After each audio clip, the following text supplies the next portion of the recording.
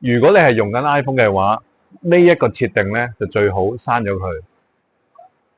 咁你就算唔見咗部電話，揾翻機會都會大啲啊嘛。咁點解咧？原來咧，就算你部機有密碼都好啦，執到你部機嗰個人咧，佢可以咁樣，個控制中心都係會出現嘅喎。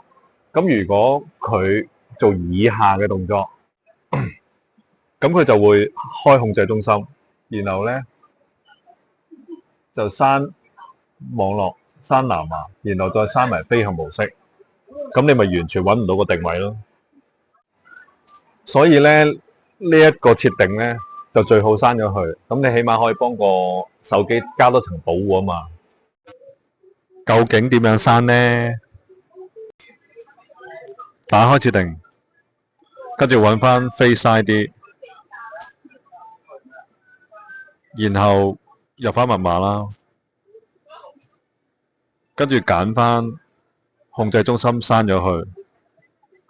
如果你有用錢包嘅話，都刪埋錢包。咁刪咗呢個設定之後呢，就算你唔見咗個電話，又或者俾人偷咗個電話都好啦，咁就佢哋唔可以即刻刪咗嗰個飛行模式同埋藍牙。咁你就可以即刻用最快速度揾翻個尋找 Apps，然後揾翻部機嗰個最後定位啊嘛。